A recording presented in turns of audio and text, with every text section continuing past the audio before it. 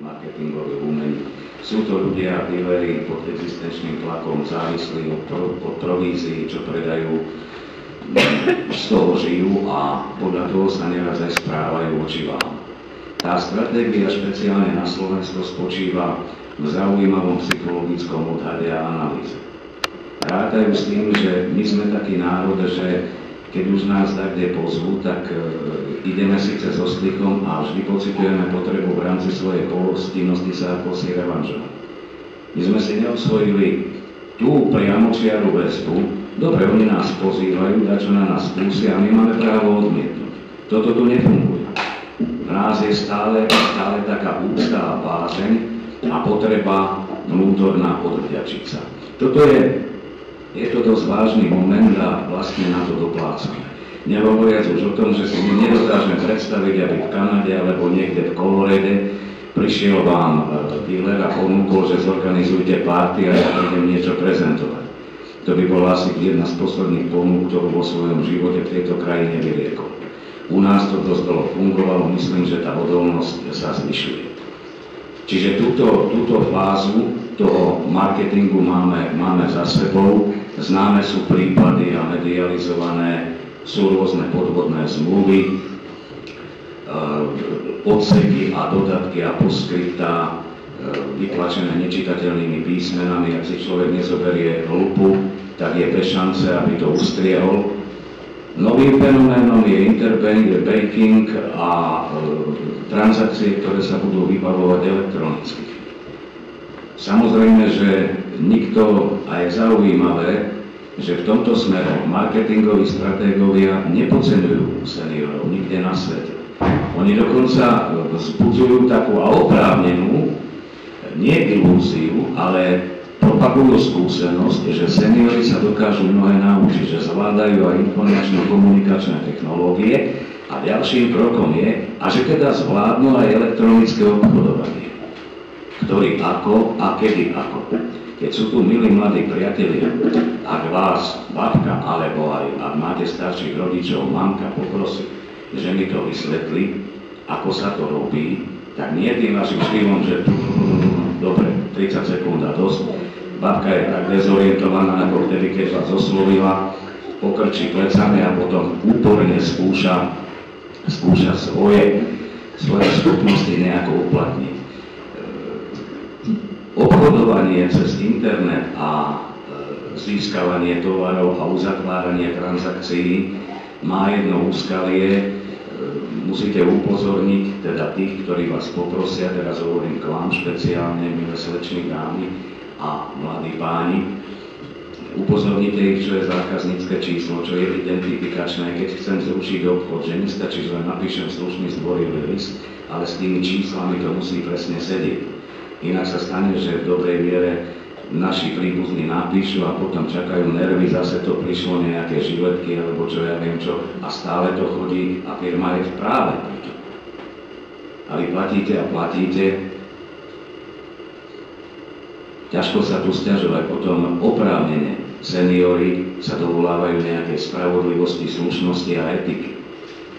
Je, myslím si, na veľmi mizivej úrovni a je podriadená zisku. Čiže nerobme si nejaké ilúzie, že nás niekto bude šetriť. Sú známe prípady aj na Slovensku, že nešťastné kúpy, nedobré zmluvy viedli až k exekúciám. A nikto neberie ohľad na vek, ani exekútori, ani súdy, ani právnici. Teda nie, že by vám to bolo zapovedané a zakázané, ale s maximálnou mierou obozretnosti a s pomocou mladých, až keď nadobúdam istotu, že to zvládam a vedomostne aj prakticky, tak do toho vstupujem. Nemusím vám dopodrobne opisovať reklamy založené na efekte placebo a na efekte určitej pozitívnej motivácie. To sú známe pásiky, čo si dáte na koleno a odrazu lietate, chodíte bez problémov, potom kadejaké zázračné korzety na chrbtice. To skutočne už len človek čaká, kedy sa splní biblické chrony začnú behať, hluchí počuť a slepí vidieť. Pýtate sa, ako je to možné, že to účinkuje a či tí ľudia seriózne aj serióznym dojmom pôsobiaci na obrazovke a pred kamerou sú podvodníci, alebo naozaj majú takú pozitívnu životnú skúsenosť. Pozrite sa, ak ide o osteoporózu a ťažké kĺbové ochorenia, súčasná medicína to lieči spravidla medikamentami. Dostanete nejaký preparát, tabletku proti bolesti. Problém je v tom, že každá z týchto tabletiek, každý z týchto preparátov máva silné a veľmi nepríjemné vedľajšie účinky. Ak pacient vysadí svojvoľne tento liek, podvedome očakáva, že sa dostane bolesť, pretože ju prestal tlmiť, čo sa mnohokrát aj stáva. Placebo efekt je založený v tom, že gramotne alebo menej gramotne urobená reklama vám ponúka ako keby východisko, ako keby vyslobodenie. Síce som vysadil liek, ale dostávam čosi ten zázračný prúžok, ktorý si dám pod koleno a teraz ma neboli ani žalúdok, ale ani kĺb.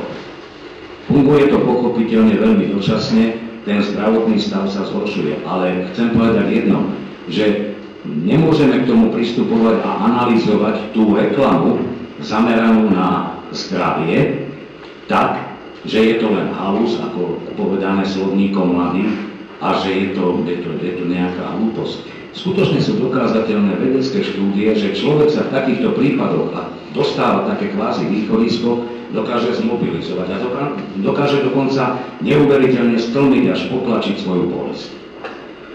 Veľmi nebezpečným trendom je reklama už nie na liek, ale na chorobu. Máte a pamätáte si, keď dorastali vaše vnúčky a vnúčikovia. Ak bolo decko také, že živšie, tak ste povedali, že to je šíter alebo z diabla obnoha, občas ste mu zapli do 3 rokov veku pozadočku, pretože argumentom mladý človečík nerozumie. Asi 5 rokov sa dostala na trh ponuka istej americkej spoločnosti. Oni to nazvali jedna tabletka pre štandardný deň v pohode. Máte ju dávať deťom, aby ste predišli syndrómu tzv. Hyperaktívnosti. Hyperaktívne dieťa, ktoré kvôli svojej hyperaktivite trpí deficitom pozornosti a sústredenosti. Samozrejme, obracajú sa na rodičov, ale veľmi vďačnými objektmi sú práve seniori. Predstavte si, prídete do ambulancie, teraz čítate letáčik, že vaše dieťa je ohrozené syndrómom hyperaktívnosti, ale môžete tomu zabrániť, ak by ste mu kúpili tú tabletku na jeden deň. Lenže krepé zdravotné poisťovne nechcú túto tabletku uznačiť, že ju musíte vyfinancovať. A ste taký nezodpovedný detko a babka, že to neurobíte, to predsa nie je možné. Máte svedomie, máte srdce, je to váš poklad, vaše budúce pokolenie práce. Vysolíte peniaze a nafutrujete s tým dieťa. Okrem toho, že to má katastrofálne následky a dotyčná americká spoločnosť sama pod súdnym tlakom priznala, že na mimosúdne vyrovnania za 10 rokov svojej činnosti vynaložila 4 miliardy dolárov. Teda 4 miliardy dolárov musela zaplatiť poškodeným klientom, ktorých poškodila vedome, s ktorými sa ale nechcela súdiť. Čiže ak dostávate ponuky a najmä internetové, tak si veľmi dobre zvážte, či budete na ne reflektovať. A ak, tak vám nestačí jeden údaj. Pozorne si prečítajte, kto je dodávateľ. Nie kto je distribútor. Distribútor to nevyrába, toto je častý omyl. Podvedení ľudia, ktorí brali rôzne preparáty, nakoniec traja prvoligoví hokejoví hráči tvrdia, ale to je slovenský výrobca, kdeže slovenský výrobca. Tento iba predával, tento iba prerozdieloval. Teraz sú rok bez profesie a dištanc pre doping. Nevedeli, že ten preparát, ktorý je novší, údajne bezpečne obsahovaný nejaký stimulátor, skrátka týkalo sa to krviniek a dopingová komisia ani na Slovensku nepozná zľutovanie. Je to osobne tragédia týchto mladých ľudí, ale horšie je, ak to zasiahne vaše zdravie, váš organizmus, pretože následky bývajú fatálne. Čiže opäť je tu príležitosť pre určitú symbiózu, pre generačné spolužitie aj mladých, aby ste si tak trošku tých svojich deduškov a staré mamky chránili, viac sa im naozaj venovali. Toto je veľmi bohulúbe úsilie a nikdy sa to nestratí. Ak ich budete postupne zasvedcovať do určitých tajov, internetovej komunikácie, pohybu, dešifrovania, dekódovania, najmä reklamy a inzercie, ktorá býva často klamlivá, pretože veľmi dobre vieme, má internet nejakého vlastníka, nemá vlastníka, koho budete žalovať. Správcu web stránky nemáte koho, ten iba umiestnil ten produkt, ktorý dostal.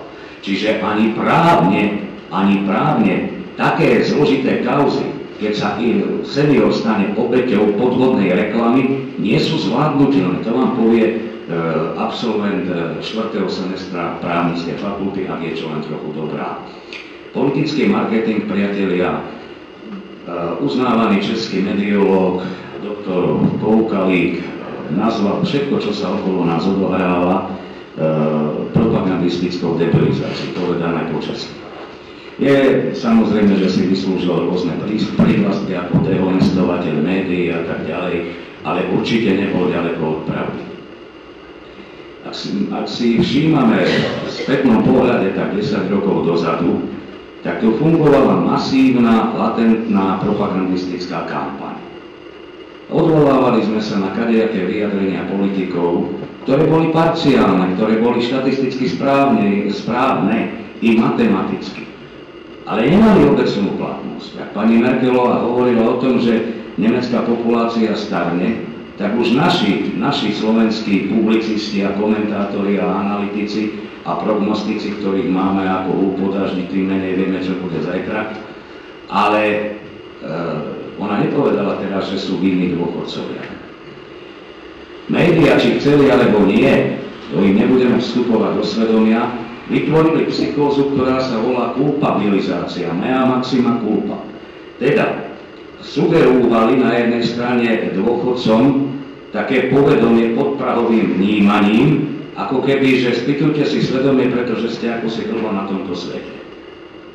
Druhá vec, a to je ešte väčší a vážnejší dôsledok, vytvorili priepas medzi generáciami. A toto už je hyenizmus, to je obludizmus, pretože vzniká opäť latentná psychóza, že na každého seniora pomaly začíname nazerať tak, ako na ohrozovateľa našich šťastných zajtražkov, našej staroby, pretože priveľa spotrebúva.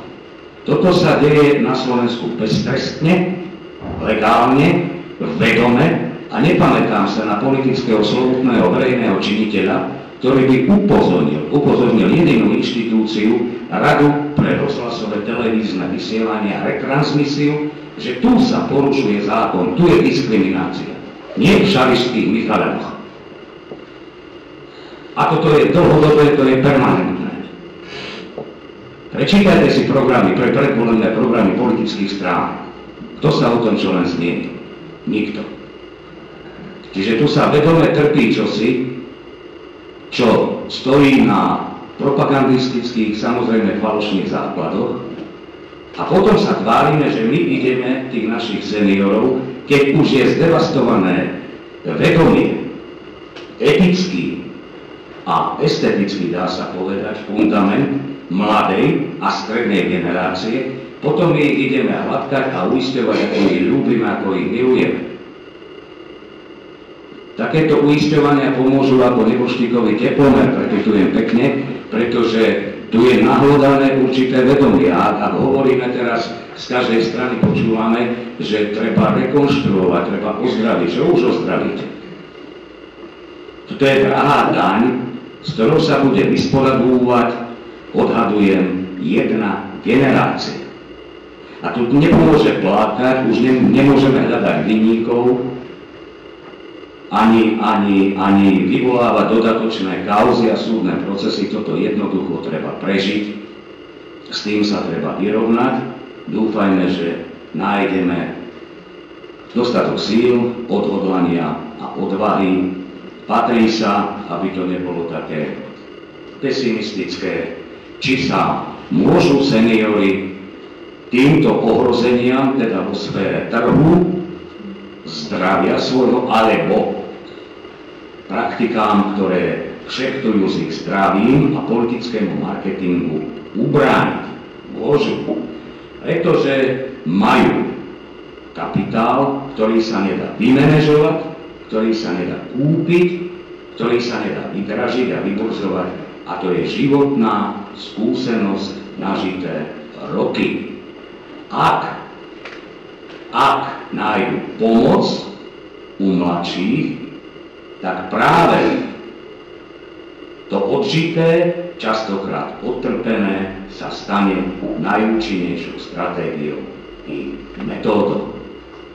Ďakujem vám za pozornosť. Ospravedlňujem sa za